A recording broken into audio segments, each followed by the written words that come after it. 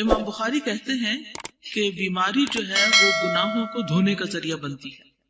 ٹھیک ہے، یعنی جب انسان دنیا میں کوئی برا کام کرتا ہے، غور سے سنیے، تو اسے اس کا بدلہ دیا جائے گا. کانٹے بوئیں گے تو کانٹے نکلیں گے.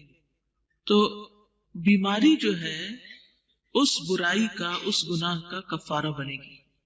ٹھیک ہے، جیسے نیکی کا بدلہ ہوتا ہے ایسے گناہ کا بدلہ بھی ہوتا ہے. من یعمل سوءا یجزا بہ.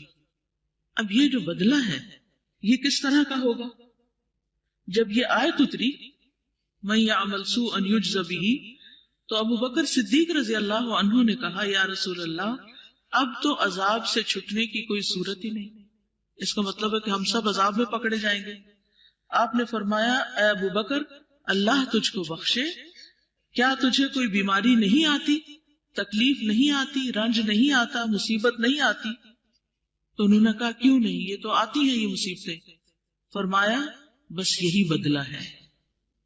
یعنی مومن کے لیے دنیا میں جو بھی تکلیف، غم، اذیت، پریشانی، ہم، فکر، تفکرات، کوئی بیماری آ جاتی ہے تو یہ اس کے برے اعمال کا کفارہ بن جاتی ہے.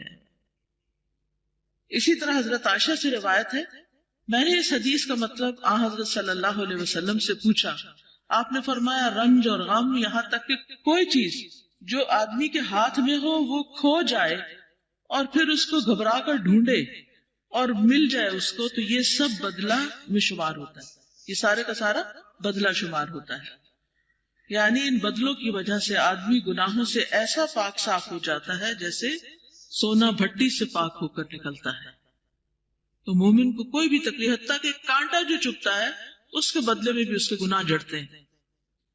تو اس وقت صبر کرنا، حوصلہ کرنا، مطمئن رہنا کتنا آسان ہو جاتا ہے جب انسان کو یہ پتہ چلتا ہے کہ یہ دنیا میں ہی میرے گناہوں کو جھاڑنے کا ذریعہ بن رہی ہے یہ تکلیفیں، یہ پریشانیاں. تو پھر انسان پریشانی کو سکون سے جھیل لیتا ہے، ورنہ تو انسان سمجھتا ہے کہ میں قید میں آ گیا ہوں. تو بیماری جو ہے یہ گناہوں کا کفارہ ہے. حضرت عائشہ رضی اللہ تعالی عنہا جو نبی صلی اللہ علیہ وسلم کی زوجہ ہیں کہتی ہیں قال رسول اللہ صلی اللہ علیہ وسلم، رسول اللہ صلی اللہ علیہ وسلم نے فرمایا ما من مصیبت تصیب المسلم، نہیں کوئی مصیبت جو کسی مسلمان کو پہنچتی ہے الا کفر اللہ بہا عنہ، مگر یہ کہ اللہ تعالیٰ اس کے ذریعے اس سے کفارہ کر دیتے ہیں، یعنی اس کے گناہوں کا. حتی الشوکۃ یشاکھها، یہاں تک کہ ایک کانٹا بھی جو اس کے بدن میں چبھے اس سے بھی اس کے گناہ اتار دیے جاتے ہیں. عن النبی صلی اللہ علیہ وسلم قال ما يصيب المسلم من نصب ولا وصب ولا هم ولا حزن ولا اذى ولا غم حتى الشوكة يشاكها الا كفر الله بها من خطاياه.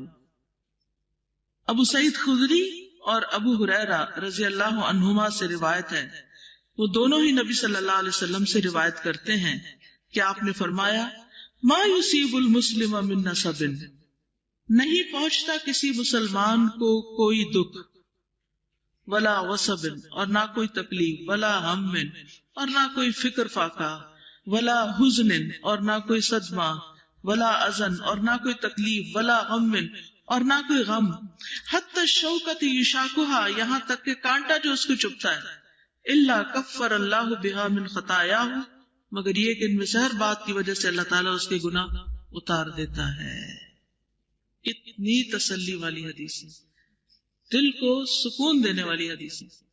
کتنا خوبصورت ہے ہمارا یہ دین کہ جس نے ہمیں ہم، رنج، غم، تکلیف، اذیت، پریشانی اس وقت بھی مطمئن رہنا سکھا دیا، پرسکون کر دیا کہ اس وقت تمہاری صفائی ہو رہی ہے، تمہاری دھلائی ہو رہی ہے، تمہاری آگے کی مشکلیں آسان ہو رہی ہیں.